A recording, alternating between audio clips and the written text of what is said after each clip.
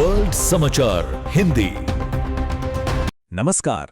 चलिए आज 27 अक्टूबर 2025 के द हिंदू की उन बड़ी खबरों पर नजर डालते हैं जो हमारे लिए, खासकर एग्जाम्स के लिए, बहुत जरूरी हैं। तो आज का प्लान क्या है? सिर्फ 5 मिनट में दिन की सबसे बड़ी सुर्खियां और उनका पूरा विश्लेषण। चलिए फटाफट शुरू करते हैं। तो सबसे पहले एक नजर डालते हैं आज की हेडलाइंस पर। वो कौन सी बड़ी बातें हैं जो आज चर्चा में रहीं। पहली खबर आंध्र प्रदेश से, जहां एक बड़ा खतरा मंडरा रहा है।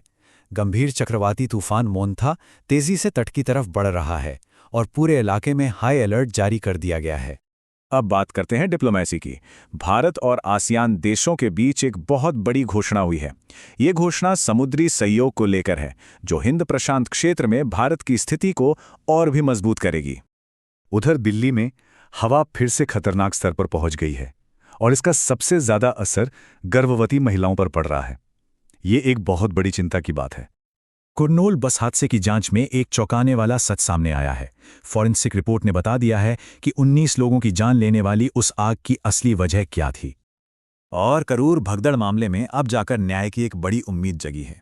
ऐसा इसलिए क्योंकि सुप्रीम कोर्ट ने खुद इस मामले में दखल दिया है और सीबीआई जांच के आदेश दे दिए हैं। तो ये तो थी आज की हेडलाइंस। अब चलिए थोड़ा गहराई में उतरते हैं और सबसे पहले बात करते हैं भारत की ग्लोबल पार्टनरशिप की। देखते हैं कि इंडो पैसिफिक से लेकर यूरोप तक भारत कैसे अपनी पकड़ मजबूत कर रहा है। देखिए, भारत एक ही समय में दो अलग-अलग मोर्चों पर काम कर रहा है। एक तरफ हैं आसियान देश, जिनके साथ हमारा फोकस है समुद्री सुरक्षा और सप्लाई चेन पर, और इसी के लिए 2026 को मैरीटाइम कोऑपरेशन ईयर भी घोषित किया गया है। वहीं दूसरी तरफ है यूरोपियन यूनियन, जिसके साथ बातचीत चल रही है बाजार तक पहुंच और व्यापार की रुकावटें हटाने पर। मतलब एक तरफ सुरक्षा, दूसरी तरफ व्यापार, दोनों ही भारत के लिए बहुत जरूरी हैं। चलिए अब बात करते हैं उन खबरों की जो सीधे सीधे आपदा और हमारे स्वास्थ्य से जुड़ी हैं। ये हमें बताती हैं कि कैसे एक प्राकृतिक आपदा और सिस्टम की नाकामी दोनों ही हम पर असर डालती हैं। ये जो चक्रवात मोन्था है ना, इसे हल्के में बिल्कुल नहीं लिया जा सकता। जरा सोचिए, 90 से 110 किलोमीटर प्रति घंटे की रफ्तार वाली हवाएं, ये बहुत ज्यादा होती हैं। यही वजह है कि आंध्र प्रदेश के 7 जिलों में रेड अलर्ट जारी किया गया है। मतलब खतरा बहुत बड़ा है और प्रशासन पूरी तरह से तैयार है। दिल्ली के प्रदूषण की बात करें तो ये सिर्फ खांसी या सांस की तकलीफ तक ही सीमित नहीं है। डॉक्टरों की ये चेतावनी बहुत ही गंभीर है। वो कह रहे हैं कि PM 2.5 जैसे बारीक कण इतने छोटे होते हैं कि वो खून में मिलकर मां के गर्भ में पल रहे बच्चे तक पहुंच जाते हैं, और इसी वजह से समय से पहले बच्चे के जन्म के मामले बढ़ रहे हैं। ये एक ऐसा अदृश्य दुश्मन है जो हमारी अगली पीढ़ी को भी नुकसान पहुंचा रहा है। अब एक बहुत ही दुखद और चौंकाने वाली खबर झारखंड से। वहां थैलेसीमिया से पीड़ित बच्चों को संक्रमित खून चढ़ा दिया गया। हालांकि सरकार ने इस पर तुरंत एक्शन लिया है। जो भी जिम्मेदार अधिकारी थे उन्हें सस्पेंड कर दिया गया है। सभी ब्लड बैंकों की 5 दिन के अंदर जांच के आदेश दिए गए हैं और पीड़ित परिवारों को 2 लाख रुपए की आर्थिक मदद का भी ऐलान किया गया है। लेकिन ये घटना हमारे हेल्थ केयर सिस्टम पर एक बहुत बड़ा सवाल खड़ा करती है।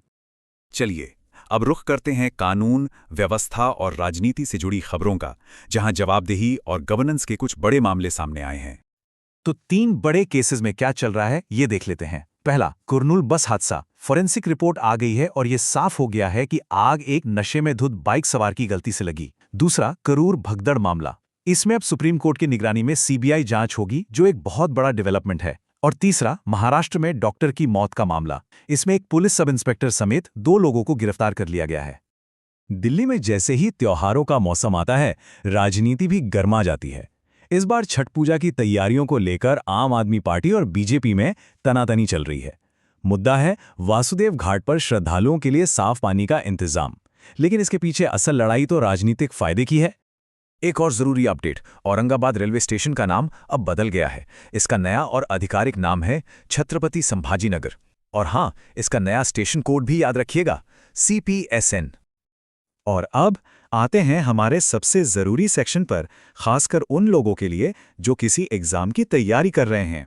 चलिए आज की खबरों से जुड़े कुछ जरूरी फैक्ट्स को फटाफट रिवाइज कर लेते हैं। ये कुछ बातें हैं जो सीधे सीधे एग्जाम में पूछी जा सकती हैं। पहला, आसियान का हेडक्वार्टर कहाँ है? जकार्ता, इंडोनेशिया में। दूसरा, तूफानों के नाम कौन रखता है?